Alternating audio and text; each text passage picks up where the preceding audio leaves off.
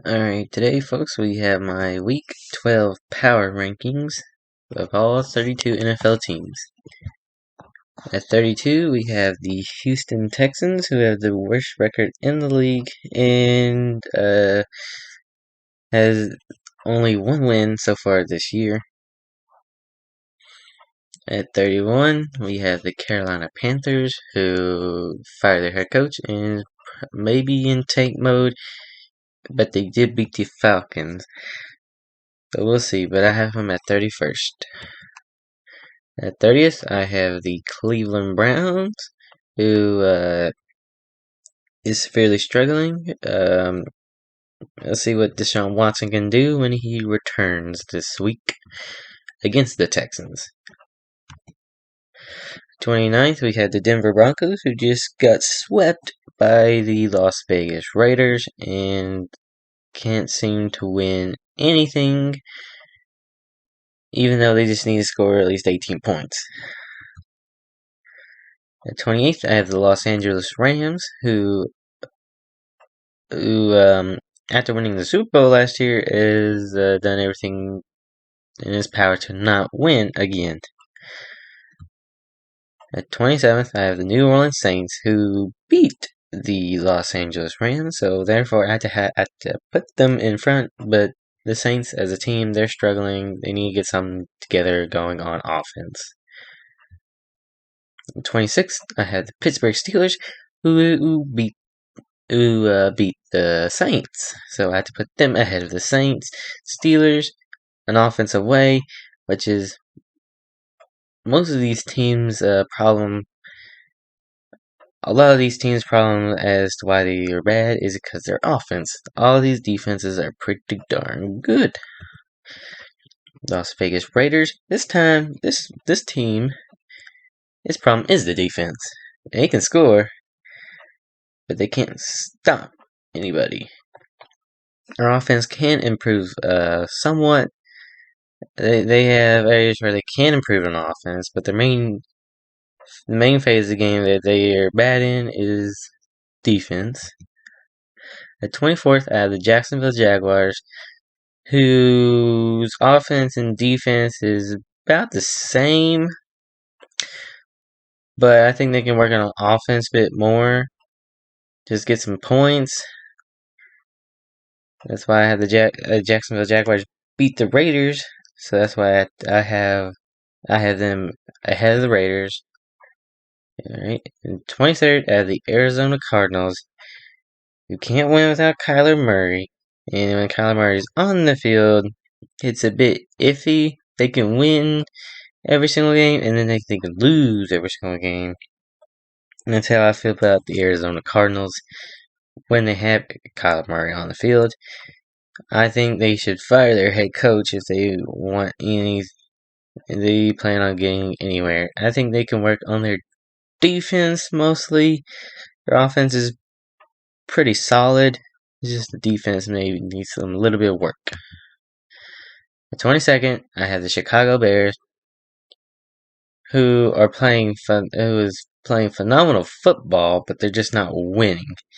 That's why I had to put them at 22nd instead of a little bit higher. If they'd been winning these games, they probably would have been around 15th, 16th, somewhere around there. But they've been losing, so I had to put them at 22nd. But they're doing pretty good. 21st, I have the Green Bay Packers, who are absolutely doing the opposite of what they've been doing the past few years. Their offense is struggling. They have no consistency whatsoever, and it's causing them to lose football games. Once they pick up some consistency, run the football, and have less drops on their receivers, then they could, heck, they'll be all the way up to the top 10. Right now, because of inconsistency, they're 21st.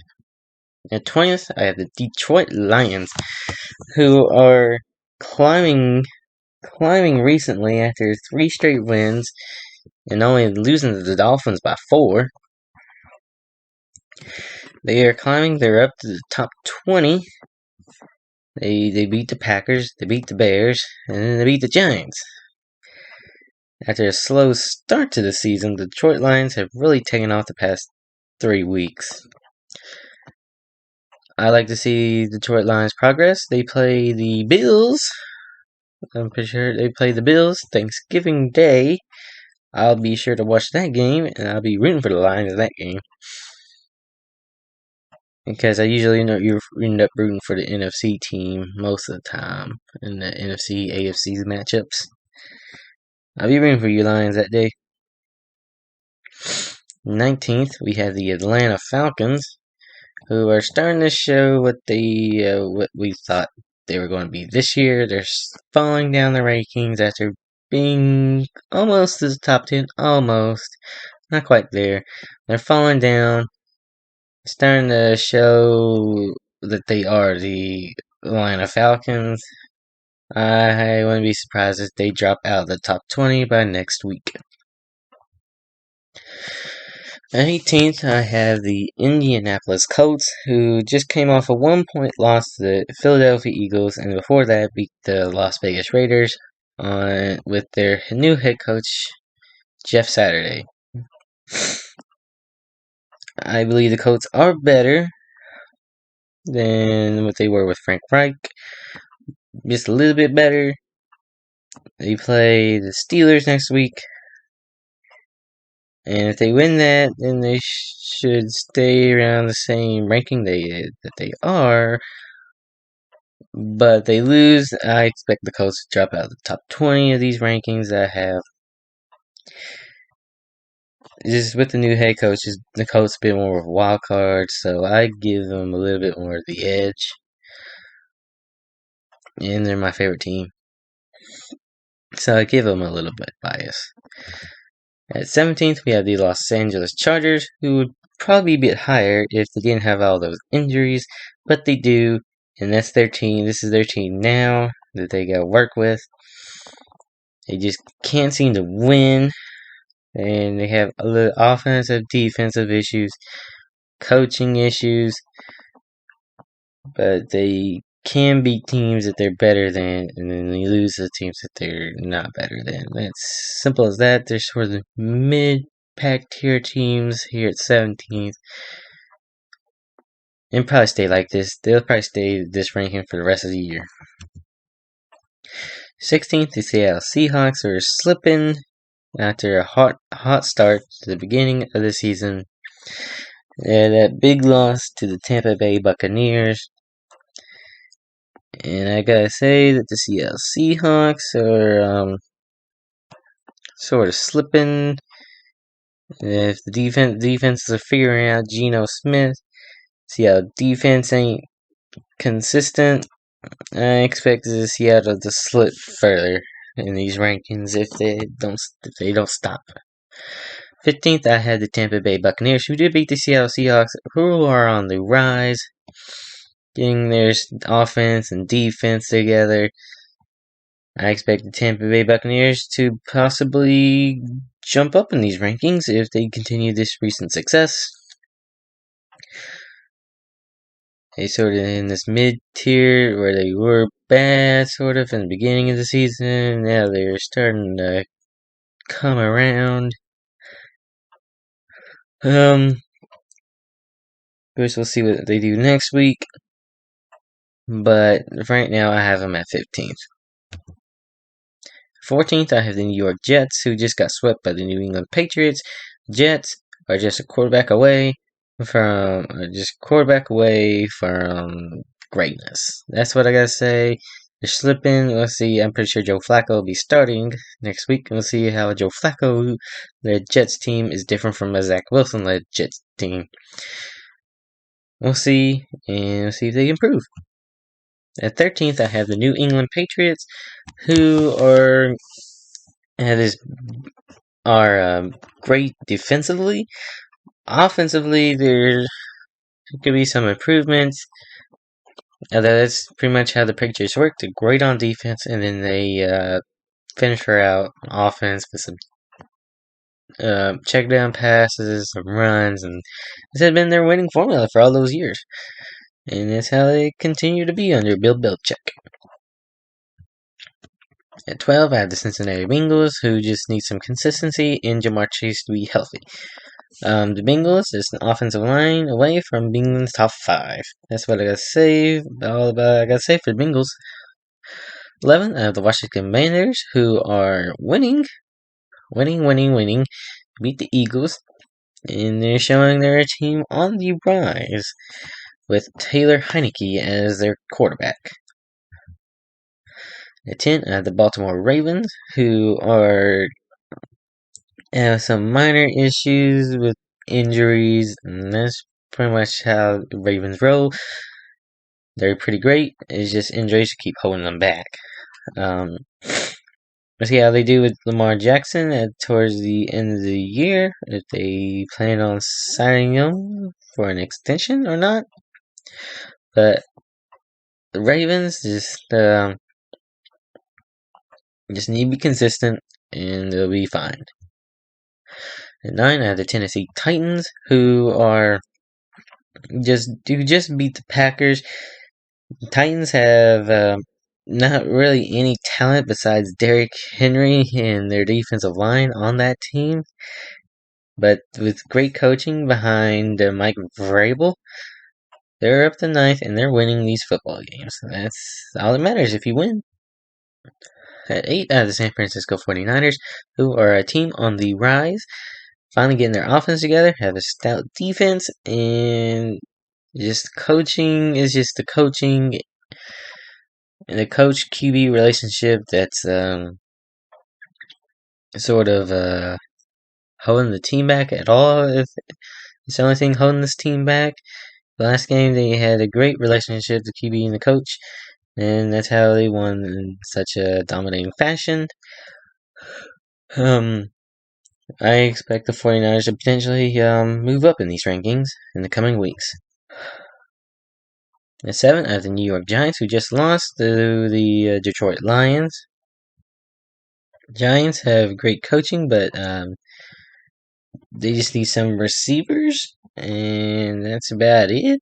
They're just receivers, and the coaching scheme is working flawlessly for the Giants at the moment, but they need receivers in order to be a great team.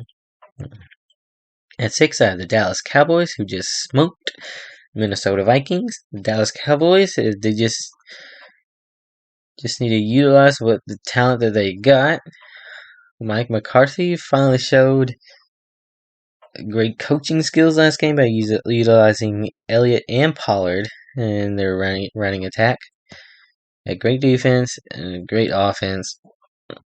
Dallas could be on the rise if they utilize the weapons that they got. At 5, I have the Buffalo Bills, who just beat the Browns. Buffalo is sort of stagnant right now. They lost to the Jets. They lost to the Vikings. The Bills have a redemption game coming up against the Lions. If they lose this game, then they're going to drop further in these rankings. The Bills just need to prove that Josh Allen needs to prove that he's the Josh Allen of new, not the Josh Allen of old. The 4 are the Miami Dolphins, who, with Tua, are proven to be one of the most deadliest teams in the league. As long as Tua is healthy, the Dolphins are a top 5 team, in my opinion, and they continue to win. The Dolphins are like undefeated when Tua plays like a whole game, and they haven't won a game that Tua did not play the full game. At 3, I have the Minnesota Vikings, who just got whooped by the Dallas Cowboys. I still have them at 3, ahead of the Cowboys because of their previous success, and in case maybe it was a fluke, maybe. Let's see how the Minnesota Vikings do next week. The Vikings are just winning the games that they have. They lost to the Eagles. They lost to the Cowboys. So their only 2 losses so far are to the NFC East. The best division in the NFC. But I don't know. We'll see how the Vikings do next week. and the Vikings are just all around good. Anything improvements on the team? Maybe the quarterback. But that's it. Kirk Cousins is serviceable, and that's all they need. At 2, I had the Philadelphia Eagles, who just came off 1-point win against the Indianapolis Colts. Eagles they've lost the turnover battle the past 2 games. The Eagles really got, I'd say, lucky, I guess, against the Colts. A little bit. The Eagles are sort of faltering over the past 2 games, not showing their best stuff. That's why they're down to 2. We'll see how the Eagles do next week. Right now, the Eagles are maybe falling down these rankings here in the coming weeks if they don't prove that they can change anything. Now, first, I have the Kansas City Chiefs, who are improving with Kadarius Toney. I think the Chiefs will likely stay at number 1 for the rest of the year, pardon anything. I think the Chiefs are once again the team to beat in the league. The Chiefs have improved over the year. I feel as if the Chiefs are Super Bowl favorites once again at this point in the season. And that is my power rankings. I'll see you tomorrow for my predictions, my Week 12 predictions. And if you like the video, please like and subscribe. And that